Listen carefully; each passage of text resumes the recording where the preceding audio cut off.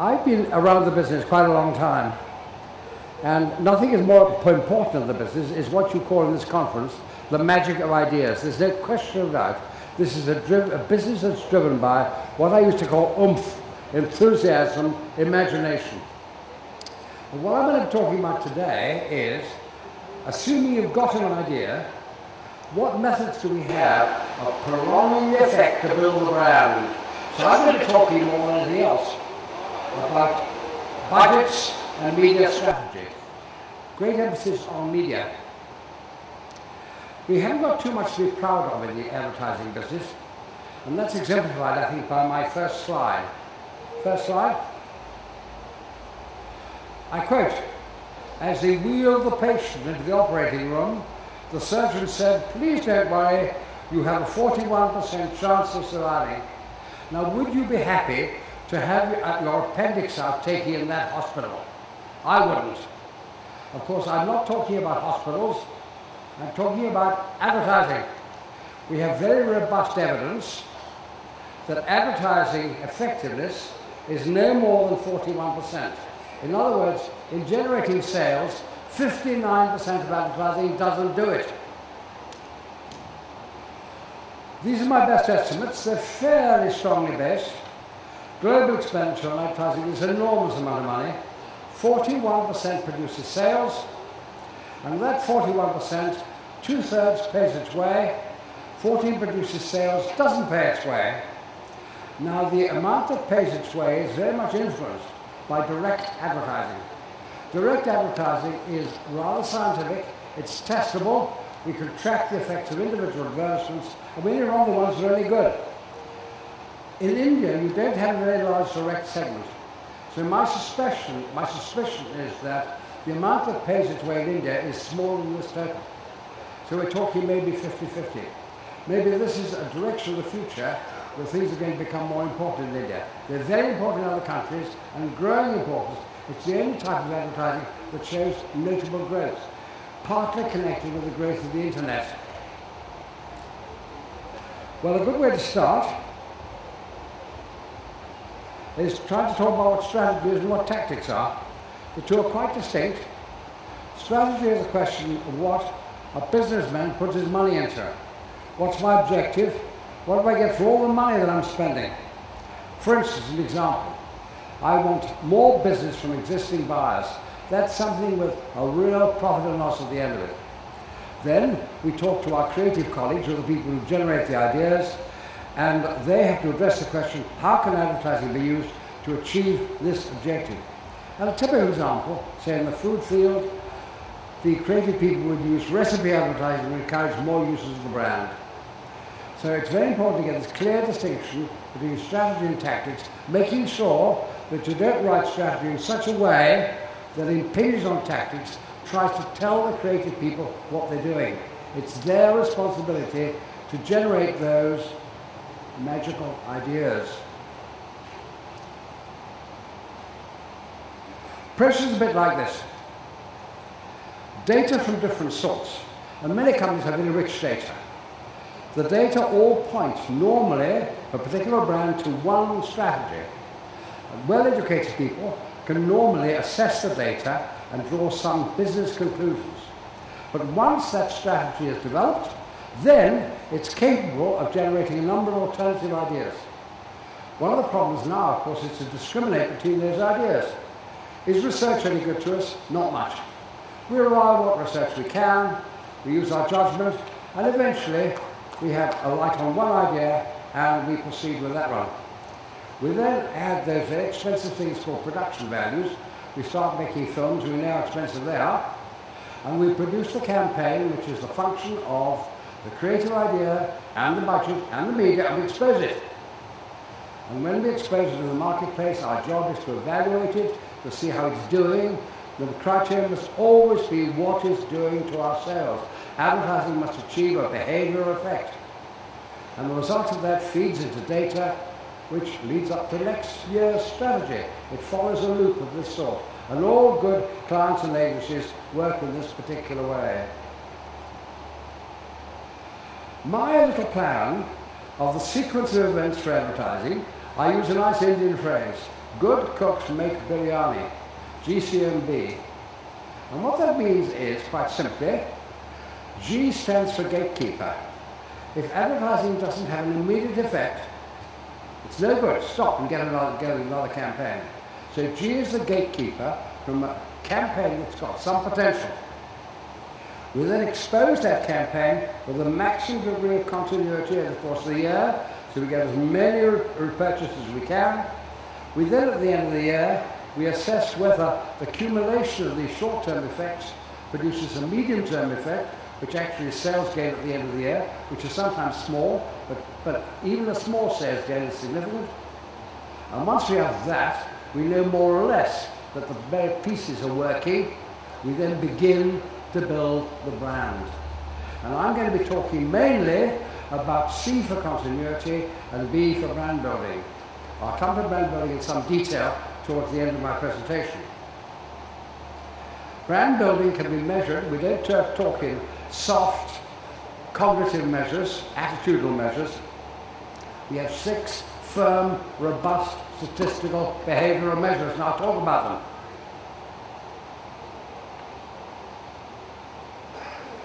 Now,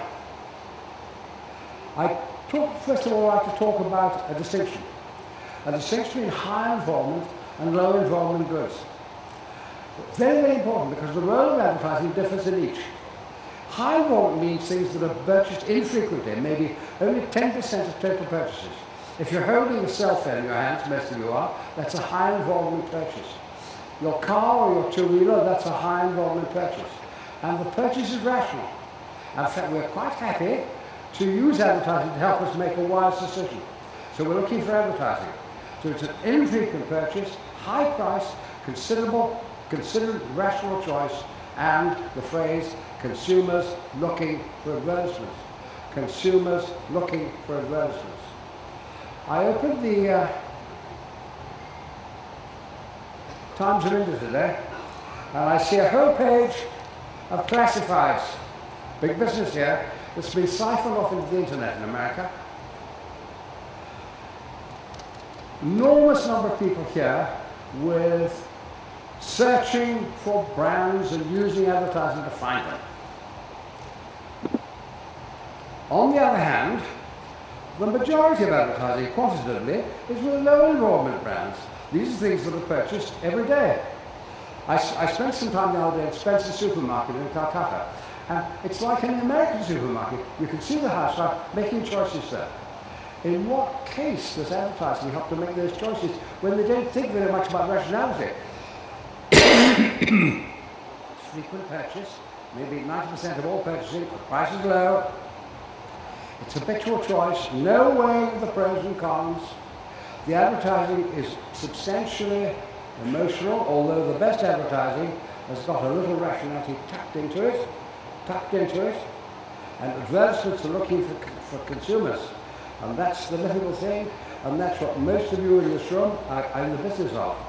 Use advertisements that get consumers looking for you. Very difficult thing, because, of course, because of selective perception, most people don't look at advertisements. They automatically switch off. And it's one of the great arts of the business to be in that small category to get people to switch on. One thing we know for sure, of course, is that people tend to look at ads for the brands they use themselves. But beyond that, we don't know an awful lot, and research is not immensely helpful to us. So, most consumers buy a product, any brand, because the last box is empty.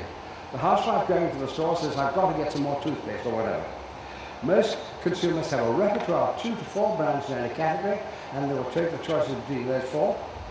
Advertising can influence the choice of brand, especially with message propinquity, which means that does the advertising come close to when the purchase is made? Again, we have very solid evidence.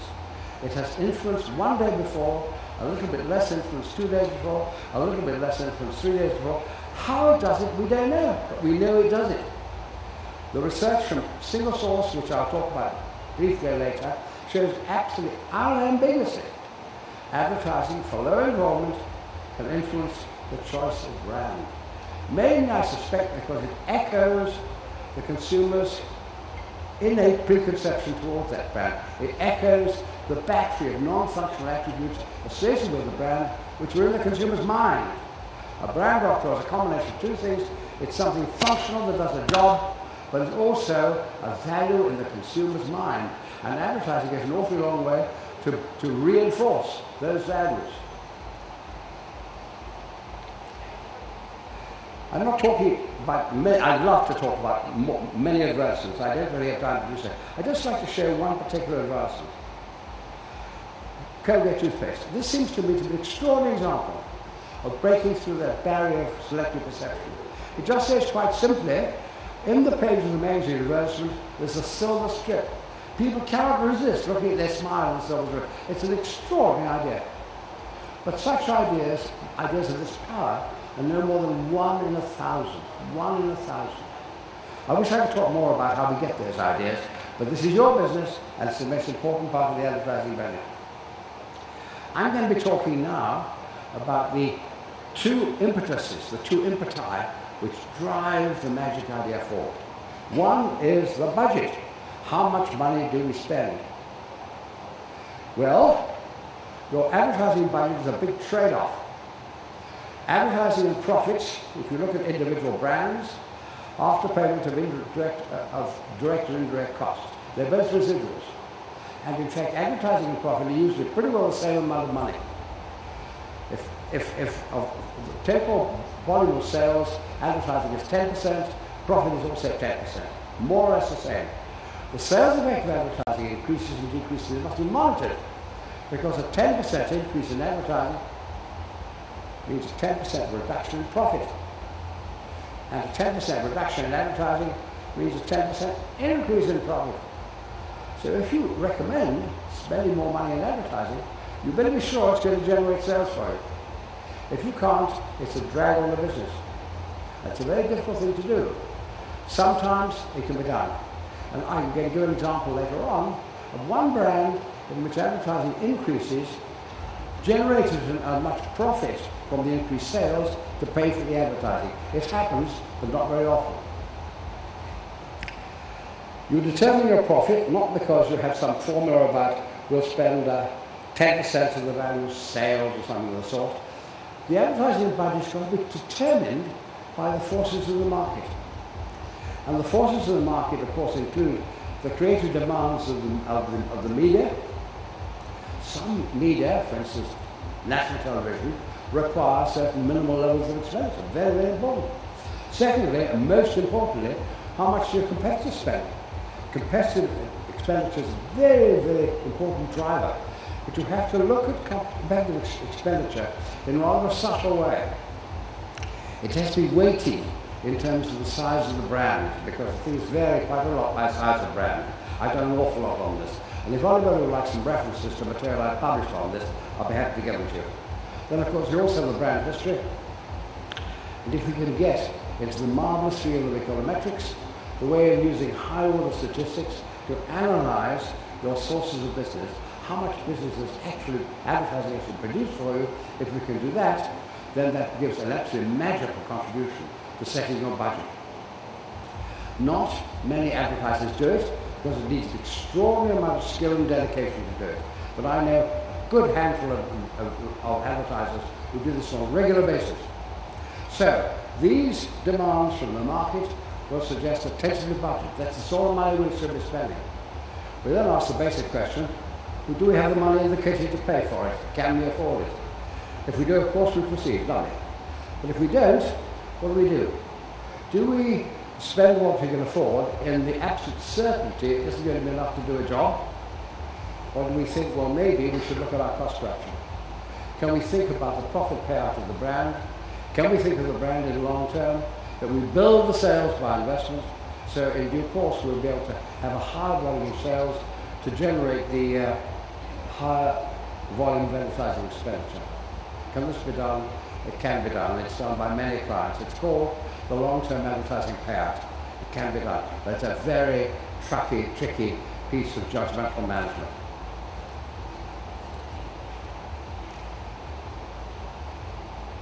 Now, How do you express your budget with the media?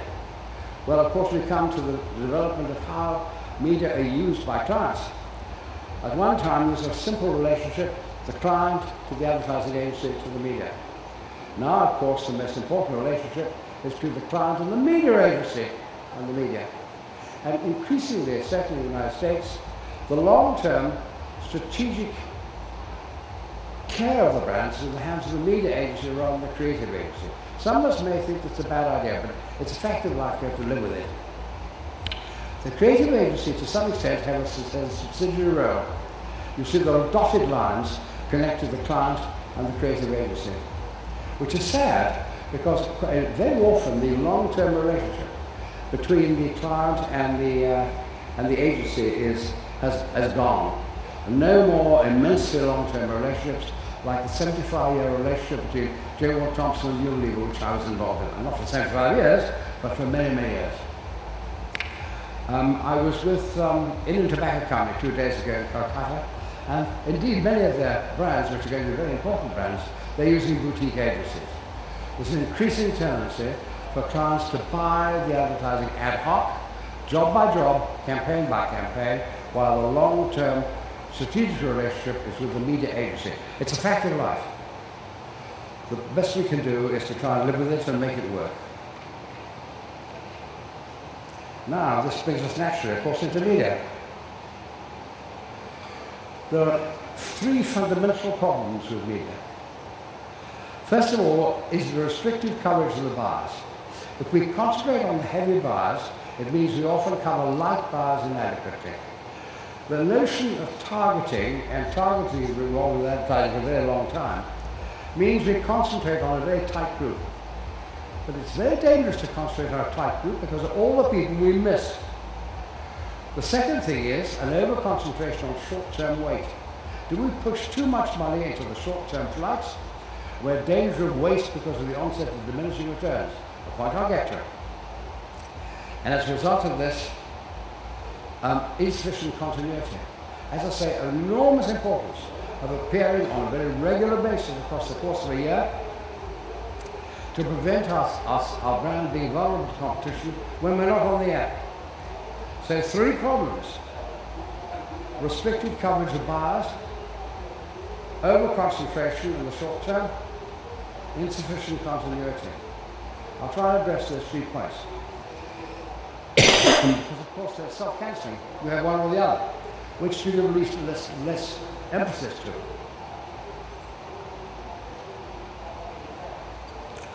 Well, look at the size of the total audience. Where are all the fish in the pool?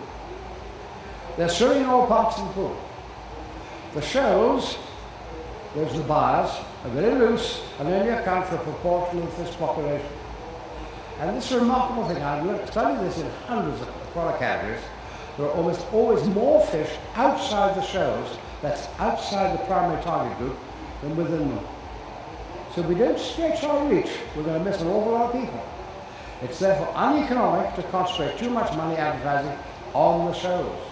We must actually have enough reach to get the infrequent buyers. That's one of the tricks of the business. And one of the problems with the doctrine of integrated marketing communications, it concentrates on narrow groups, database marketing, leaving a hell of a lot of people out. So, first problem we face, how do we stretch the reach? How do we stretch the reach? And it means essentially, what we have to do is to consider, if the budget allows, multimedia advertising. Multimedia advertising. That means all the obvious traditional media, and also, do we consider digital media?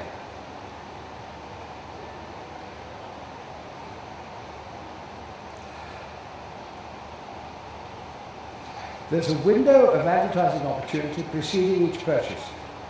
The purpose of the advertising is to influence the purchase. The purpose of the media planning is to place the message in the window. When a buyer is prepared to buy, or is in the market to buy, the advertising should be there to influence that decision. Those are the strongest cases for continuity. Now, among the different media, there has been for 20 years a good deal of talk about the internet. The internet, of course, is an advertising medium, hasn't really got very far in India, and it hasn't really gone very far in America either. It accounts for perhaps 10% of all advertising. It's taken 20 years to do that. And the reason being that American advertisers have not really understood what the internet can do. The internet actually is very efficient at doing some jobs.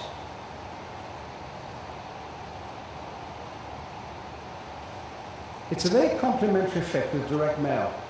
And where direct mail is extremely important in America, it actually goes really quite well. I mentioned a second ago, classified advertising. Classified advertising in American media, print media, has been devastated by the internet. All the business has gone to the internet because, of course, what the internet can give you is very precise targeting and interactivity, enormous advantage.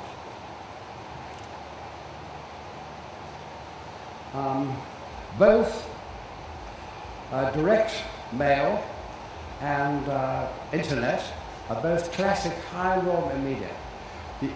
The audience pursues the medium. In other words, people are looking for the advertising. There's high daily media exposure. People spend, on average in America, 17% of the day on their laptops or on their machines. The medium is ubiquitous with a slight tilt towards the male, young, affluent audience. I'm sure it's the same here.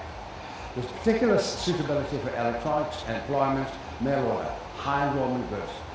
One-on-one communication means very high cost per thousand, and that's the real problem. When we're using general media for general advertising, we're paying per contact a fraction of a cent. But with this, we're paying a measurable amount of money, and therefore we have to have a net sales value that will justify that. Now, in particular, this is what the internet formats are. Banners which treat internet advertising rather like advertising in outdoor or display advertising in newspapers. Their use has dwindled to nothing because it was expecting that the medium was going to be rather like traditional advertising medium, which it wasn't. So medias have gone to nothing. However, there's a great increase in sponsorship, advertisers' identification of sponsored websites for pharmaceutical companies sponsoring healthcare websites, and most importantly, keyword search. Paid listings offered by internet search engines, Yahoo, Google. 40% of searches have a commercial connection. Google have made a fortune out of this. Per effective connection, people are paying 25 cents to $25 per contact. And it's made Google a very rich company. And it will go on like that. And finally classified, which is something I mentioned already. So my prognosis for the internet is strong growth will continue. Annual percentage increases will slow below what they are at the moment, 20%, but possibly down to 10% in 2015, may become number 3 medium in 2025 after television and direct mail. Very large media. Technical experimentation will continue. Creative experimentation also will continue. It's unlikely to become important for low involvement goods. It's something with high involvement. And bear that in mind when you're considering the internet for your clients' brands. I've addressed then the question of reach. I've addressed the question of continuity. Now those things both cost money. If you're going to stretch your reach, you pay more money for it. If you want more continuity, a more continuous presence, you pay money for it. Well, the point is, where does that money come from? I'm not talking that you spend vastly large amounts of money on your media expenditure. You've got to find that money from somewhere. And fortunately, there's a way it can be done. And this is done in the United States. And what we have to do is to examine how much concentration we provide in each advertising flight. Now, we have a great deal of empirical data on this, but let me show you the theoretical underpinning to start with. The short-term advertising response follows one of two patterns. Now we're tracking on the horizontal the amounts of advertising, the doses of advertising. 1 opportunity C, then 2, and then 3, and then 4. And on the vertical, we're tracking the sales that come directly from that dose of advertising. Now if you look at the one on the left, if you put on 1 dose of advertising, let's say follow along 20% of the way, and you go up to the curve, and you'll see you get a large amount of sales. Then go on the horizontal another 20% of the way, you get more sales but less than the first, and go on another 20%, and you get more sales and less than the second. In other words, it's the classic pattern of diminishing returns. The more we add pressure in the short term, the less incremental sales we get for it. Now look at the set on the right, a different way of looking at it. We call this the S-shaped curve. Look at 1 little dose of advertising, it gives you fairly small sales. Add a second dose, you get more, and at a third dose you get more sales. So the peak, the inflection point, is after say 3 exposures. And this was the theoretical underpinning of the 3-hit theory, which dominated American and European media planning for 20 years. It collapsed overnight as a result of the work we did in this field. These things look theoretical, but in fact we can study these things empirically. And my study of all these cases is that there are 200 cases that show diminishing returns, and only 20, fewer than 20, that show the demand for 3 hits, and that's normally new brands. You need some concentrated pressure. For cognitive reasons, people can understand the campaign. Now how does the basic research, how is it done? Well, let me digress for a second and talk about my own, what I call pure single source research. Now, I don't want to give you too much detail. Many of you will have written about this already. But essentially, I was tracking sales, consumer purchases, picked up continuously on a big American consumer panel. Very robust data, very clean data, because the purchasing was being recorded in the home.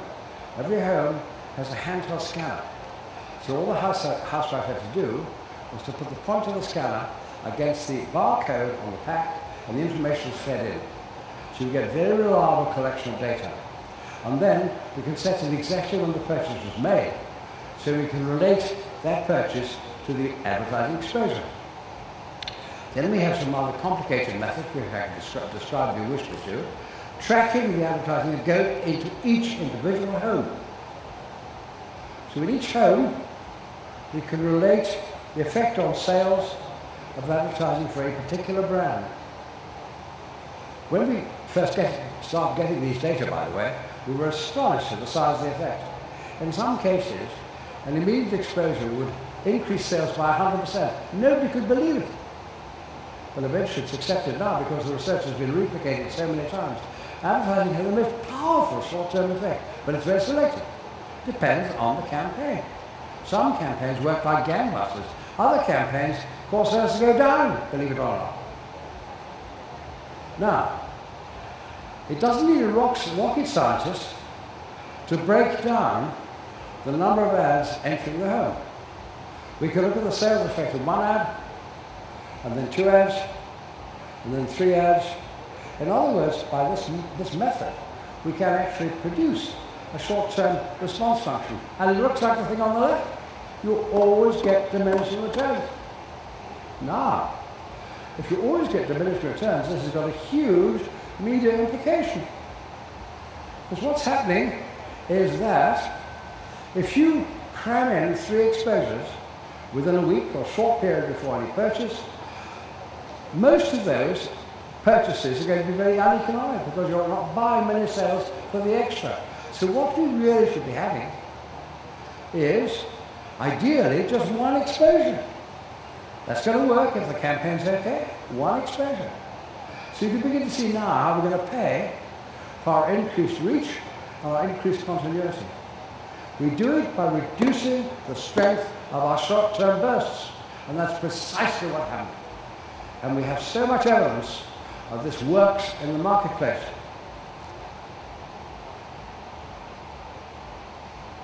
Diminishing returns being quite simple.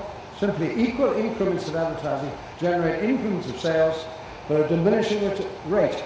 It works for brands and for media. For example, if the first advertisement costs you index 100 and produces sales of 100, the second ad will cost you another 100, that's 200 altogether, and the third will cost you another 100, 300. But the sales, it goes up from 100 to 15, and then another 10 on top of that. So you can see directly that you're buying fewer sales for increased numbers of exposures. So what you must do is, as an absolute rule, do not concentrate too hard because you're buying high-cost sales. Aim, if you can, for one exposure. It's difficult. The media buying situation makes it difficult, but it can be done to a large degree. Certainly it is in the United States. Now, what is the minimum weekly reach we should have? Well, it depends on the demography of the target group. This should actually govern the day parts we use. Judgment based on research should guide minimum acceptable growth rate and point level. Typical weekly levels for a large brand with a broad target group would be 60 GRPs for a net reach of 35, 70 to 42, 80, 47. Minimum weekly reach must be determined first. Continuity dispatch is important as secondary consideration. When you're on the air, you've got to do something. You've got to have some effect. And once you have that, then you expose it for as long as you can. Talking with Indian advertisers, it seems to me those figures of 60, 70, 80 are not too wildly different from the figures they work out. But it's up to your clients to determine these things. So what you would do is you choose your day parts for your target groups and aim for this sort of GRP level. But before this policy was adapted widely, people in America were buying twice and 3 times the number of GRP day parts. And I have a number of case studies showing the better incremental effect of the lighter weight. Let me give you some quick quotations from well-known clients. Major client in the package goods business. New learning on the impact of the first impression in increasing sales is recommended to replace the previous learning theory of the need for 3 impressions to influence behavior, recommending a significant extension of the number of annual weeks on air. This is a very large international brand, and I saw quite a disparity of these brands on the shelf in Spencer's the other day. Another one, equally big in a different package goods field. We believe that this high level of carryover and behavior maintenance is to some measure attributable to the disposition of advertising weight within and between sales periods. And actually, it's a huge British brand. It's #7 brand in the United States food business. Has for many years disposed its advertising weight continuously. It is not trusted in bursts. I could quote another 20 advertisers saying similar things. But best of all, a very rich econometric study was made called the famous AdWeek study, which has looked in detail at 800 cases. And as you can see, the brands that have low continuity, their sales index is 60. The brands with high continuity, it's more than double that. And the recommendation made is that brands that are planning to increase weight should first consider adding weeks instead of adding weight to existing flights. So summarizing so far,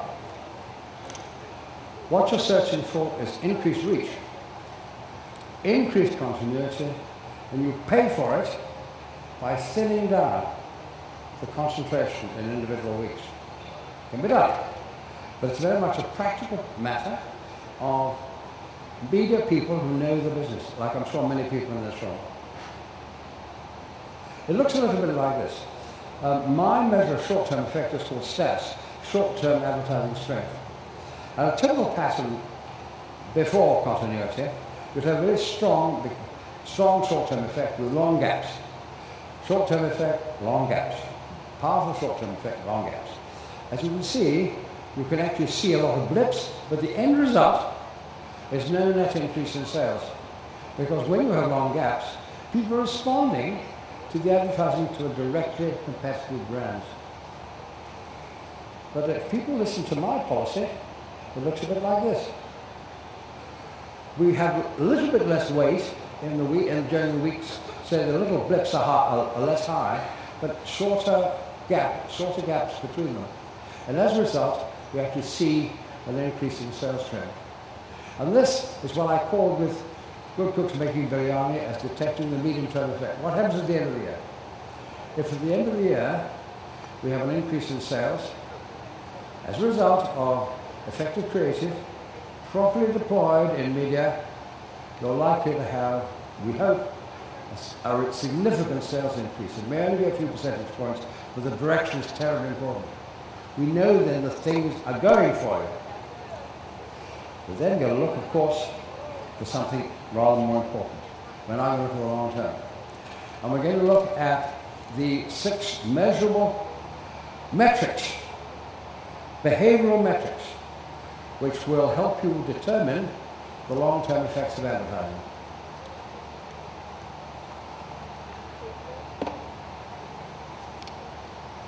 By the way, I publish very widely on these things, and if anybody's interested, I mean, I will give you details. Instead, if anybody wants to contact me, my email is jpjones@syr.edu. jpjones@syr.edu. And if you want to contact me, I'd be delighted. I don't work the thing myself. I've got a very efficient wife who does these things. Help, I've lost. Can I go to the next slide? Can somebody help me? What? Something's happened. Can you make the thing work?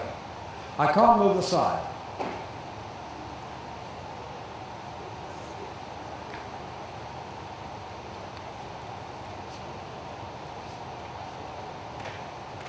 Thank you. Right. So every year we maximize our reach. Every week we optimize our GRPs. We plan our day parts to minimize duplication. We want once without too much duplication. And then every year we maximize continuity. That puts the whole thing in a nutshell. Now the long-term effects. These are 6 measures. 6 measures. The first is penetration, which is the proportion of homes that buy your brand at least once. As a brand gets stronger, the penetration goes up to very high levels. They don't buy continuously your brand, but the number of people who actually buy the brand at any time becomes very high. Purchase frequency becomes high and slowly increasing. I'm going on right in alphabetical order. Price elasticity, which I'll describe in a minute, is low and slowly declining. Consumer price is high, then advertising intensity is low, advertising elasticity is high and slowly increasing. Most of these measures point not just to sales, but they point to profit. And that is why the new book I published in India last week, it's called Brands as Engines for Profit, there was copies outside, talking about the profitability of advertising. Not just the sales. Advertising generates sales. It's generating profitability that really matters. Well, that's the business the clients understand. Now, very simply, I just sketch these things out. There's a very clear correlation between growth in penetration and growth in sales. Can something's gone in the way? Can you do this, please?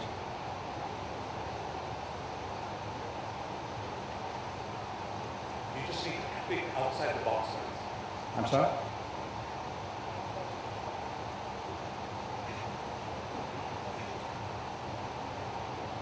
Okay.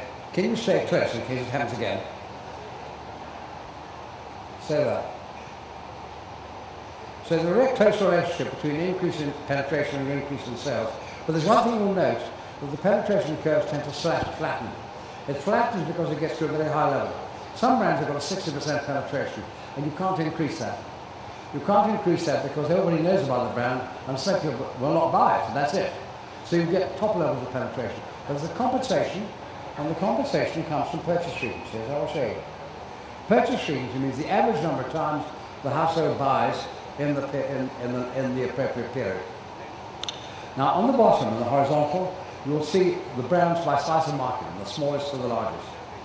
For the first 4 blips, that's the 4 the first four 20% units of brands. Purchase frequency remains pretty well the same. There's not much change in purchase frequency, but for some reason we don't really understand, the biggest brands, the top 20%, the purchase frequency gets higher. I have a name to describe that. I call that the penetration supercharge. So remember, if penetration itself tends to flatten, it's compensated for increased purchase frequency. And in fact, increased purchase frequency, you think about it, increased loyalty in other words, means more profit. More profit. Now the next thing, elasticity. Now, how many of you poor things can remember having studied macroeconomics? Well, there's a relationship, a standard economic curve between quantity sold and the price. And here we have this very flat curve. So we have an increase in price with a little green thing, accompanied by an enormous loss of sales. That's called a very elastic response, because there's high substitution. When your price goes up, people don't stop buying the category, they stop buying your brand. And what they're doing is substituting somebody else's. So this is a measure of substitution. What you want to do is to try and avoid this substitution. You want to make the demand less elastic. And that's indeed what they can do, one can do. This is a much less elastic curve, an increase in green, a very small loss in sales, and that's where manufacturers want to be, because if you increase this price, people will go on buying because they won't consider buying anything else, because the brand is unique in the consumer's mind. Can advertising do this? You're dead right it can. Again, econometric data, a huge sample of brands with heavy advertising, the price elasticity is minus 1.0, with light advertising, with high advertising, it's 1.4. In other words, heavy advertising has a much less elastic response. Tremendous increase in profitability as a result of that. Now, since, as a result of this, manufacturers can increase the price without losing too much sales, what do you think this is going to result in terms of consumer price? Well, the strongest brands are going to be the highest price. And indeed, very strong evidence that, I'm pressing the wrong one, that the largest 10% of brands have a 14% price premium, and the next have a 10% price premium. And again, if you think about it, higher price, higher profit generated by the advertising. Now, the last two factors also are calibrated in specifically advertising terms. Can I have another 10 minutes? 10 minutes? Good. I don't want to overstay my time too much. 10 more minutes, then you can go to sleep. If you're not asleep now. Anybody familiar with this particular picture? It's been published very widely. It's what I call the advertising intensity curve, which actually demonstrates really how much money the client is spending on advertising per ton, per gram, per ounce or something. And what I'm doing on the dotted line in the middle, that represents a situation of normality, in which a brand's share of market, share of sales, is pretty well the same as a brand's share of voice, the share of total advertising in the category. Now on the bottom you'll see the brands going from the small to the large. The small brands, as you can see, their share was much higher. In other words, they're investing. But the big brands on the right, they're underinvesting, they're taking more profit as the curve dips down. Again, extraordinary phenomenon that the biggest brands can underinvest and still maintain their sales. In fact, for a very large client I worked out something I call, this has happened again, can you do something please?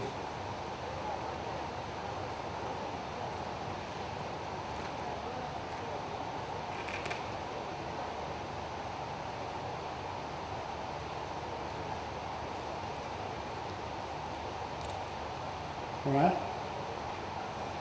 Something I call the advertising underinvestment problem. I blanked out the names of the clients, but it's a very important client. And I calculated the average amount, this is again a large database, the amount you could, in share of voice, you could afford to go below share of market. By the way, every 1 percentage point of share of voice below share of market is millions of dollars, considering the amount of money that's spent on advertising in the field. So where it says green, 1 or 2 percentage points, it's safe, you can underinvest. If in the yellow, the marginal, 3 and 4, it gets dicey, it's rather risky to do. If you underinvest below 4, it's dangerous. The underinvestment will cut into the muscle of the brand. And I was brought into this particular piece of consulting because the client had faced that problem.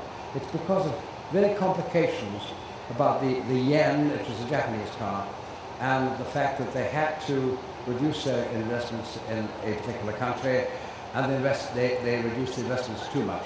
And my recommendation came directly as a result of this. You had to boost the advertising expenditure by a certain degree, and this brought the brand back into market leadership. It was a market leader before, and it lost it. Essentially because of underinvestment in advertising. It's very finely calibrated.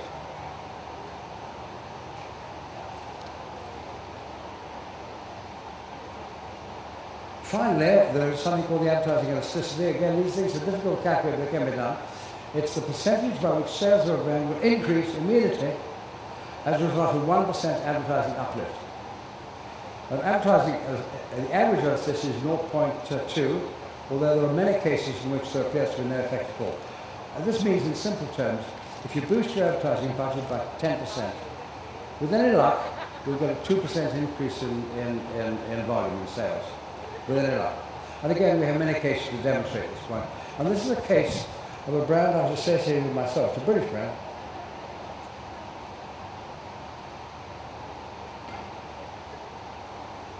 Called Andrex. The short-term elasticity was terribly tiny. But if you factor in repeat purchases that came from that, it became 1.5. And this was published, this particular case, the increases in advertising volume actually produced enough profit to pay for the extra advertising.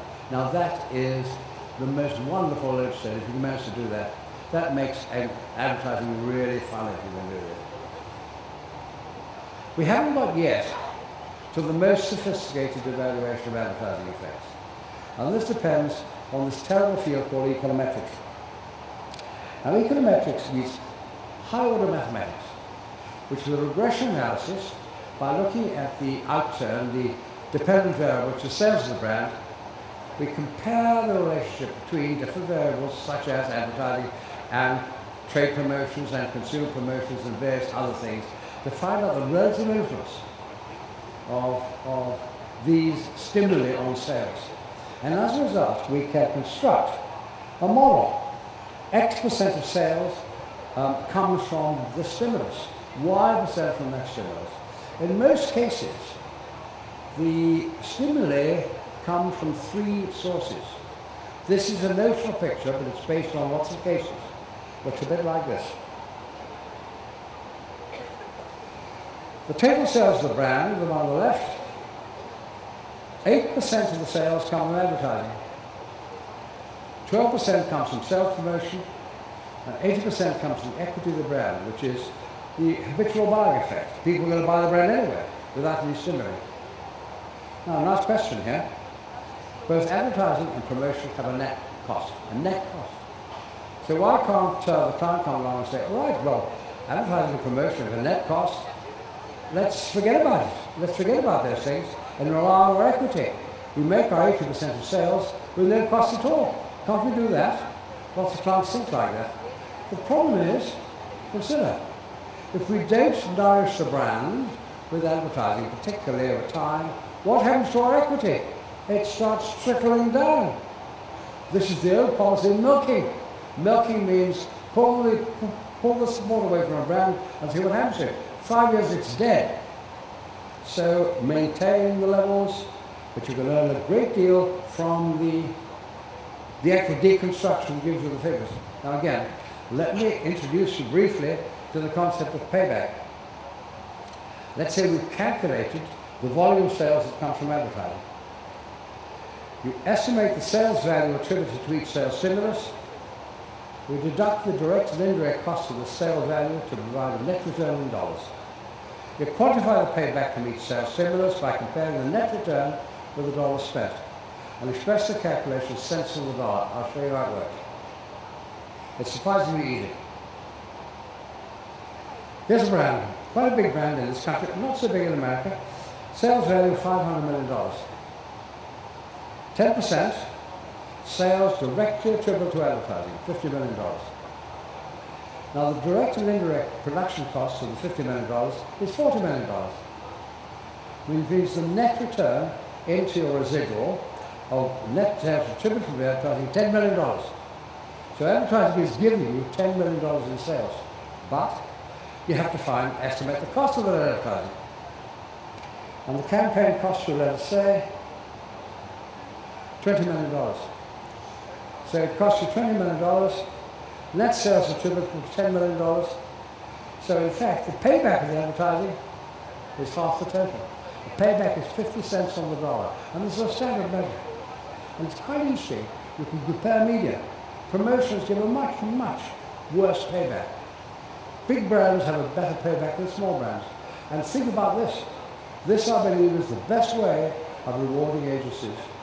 If in any year the payback increases, that's a direct result of the campaign, above the normal levels, who should get some money for this? The agency should, I believe.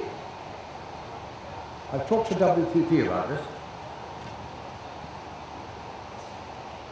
Have I finished? Not quite. Last word. The world of econometrics is a magical word. It needs high skills. There are about 20 people I know in America who are very good at this. They work in specialist organizations. And so to do something funny, half of them were educated in the Indian IITs. Half of them. And they're very, very bright people and they're making wonderful careers in America. Maybe you should persuade them to come back here and do it here. But you have to pay them a lot of money. Great. Thank you for being here.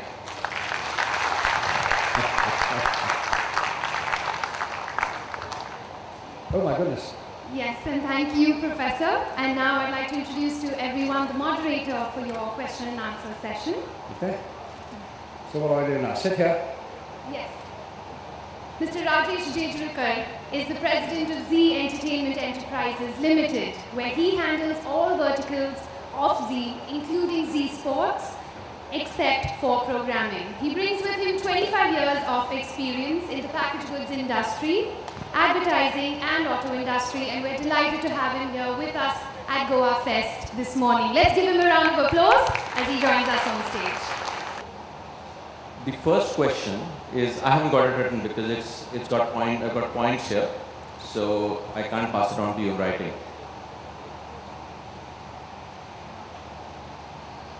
Okay. Yeah. Is related to the topic you covered on diminishing returns. And you spoke about how exposure changes the impact, which is the whole 3 exposure versus 1 exposure theory. And the area I wanted to explore with you is how does this change depending on whether the advertisement, in particular the creative, is a rational driven creative versus an emotional driven creative. Because sometimes when you have creative which is emotional, it takes time for it to create an advertising effect versus communication which is very rational, which is easier to comprehend and works on shorter exposures. Well, if I may say so, if you can't see something straight away, there's something wrong with the advertising. Because I have so much evidence that a totally emotional approach has an immediate effect. But the really important thing about an emotional approach is I wrote something, I called it a rational argument within an emotional envelope. No advertising is going to work if it's totally emotional without anything else. There must be something tucked away inside that which is somehow going to be an underpinning for a decision. Let me just give you one example. I worked for many years on the Lux set business, biggest brand in the world, and we know a great deal about the advertising of that brand. The brand was based on movie stars, highly charged emotional advertising. Almost everything in the advertising was emotional.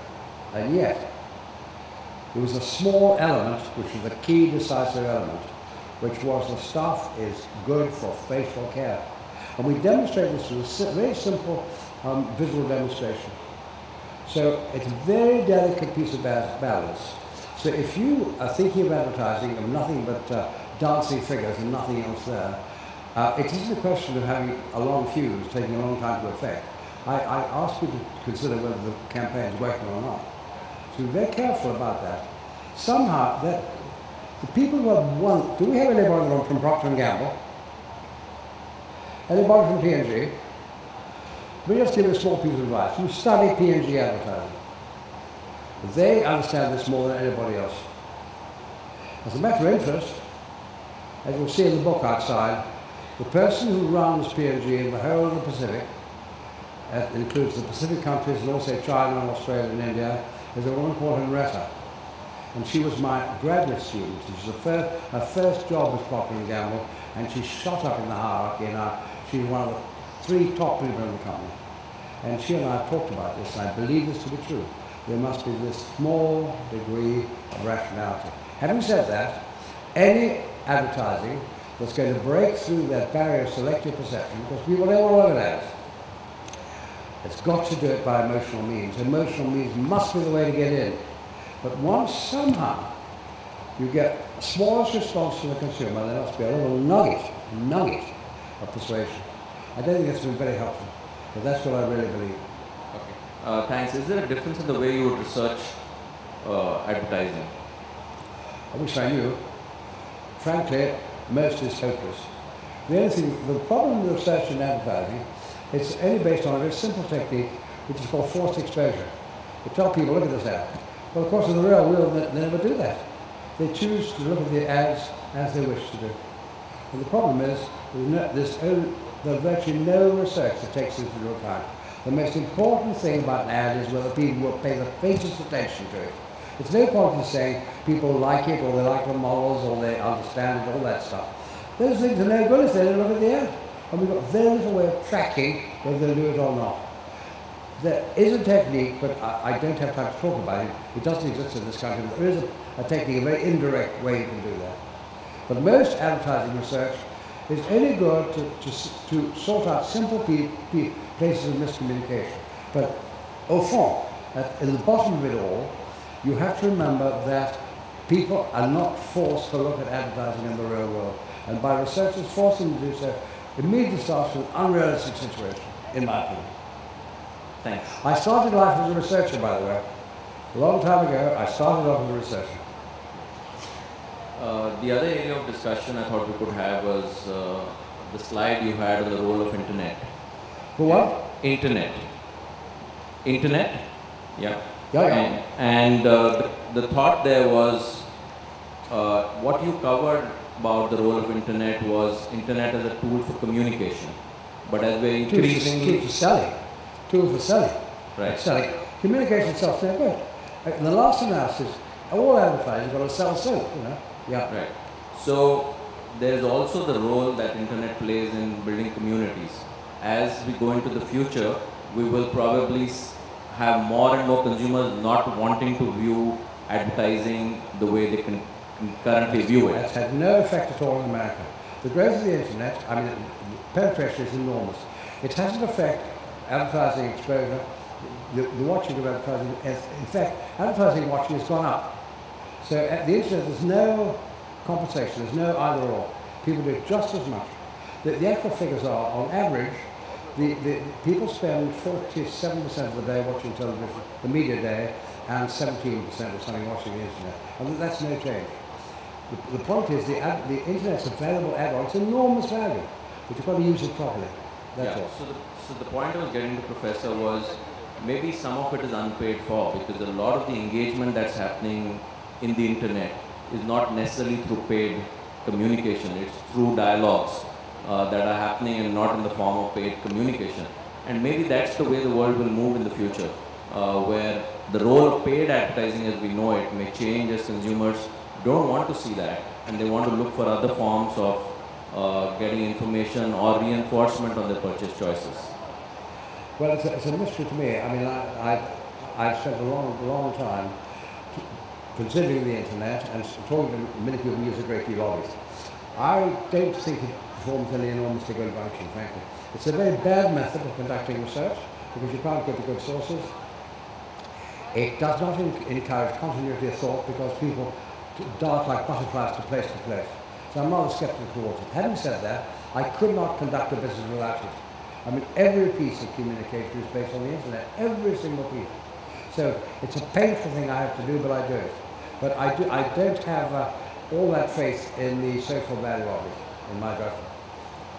So the last question, which is the question which is going to get the iPad, is from Bineet Vasa. And the question is again related to the social media. It says, in times of social media, focus is one-on-one engagement for a long-term relationship. It's all about investing in every interaction in the hope of return. How can brands measure short-term goals in such times? Well, maybe. Thank you. It may be.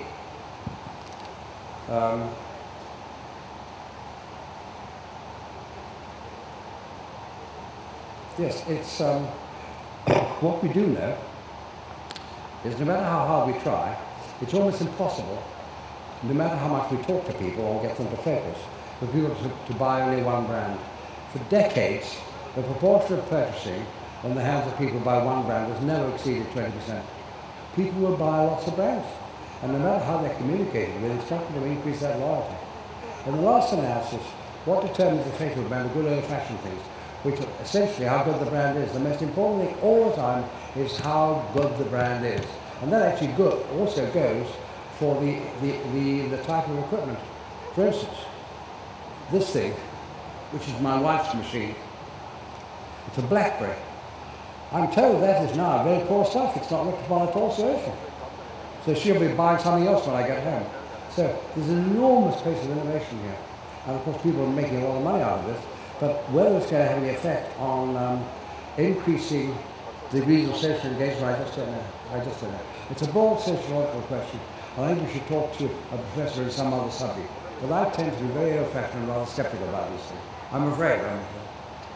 Thanks, Ambi, over to you. Good. Thank you, gentlemen. And could we have the winner of the iPad on stage so that we could present it to you right now? Congratulations.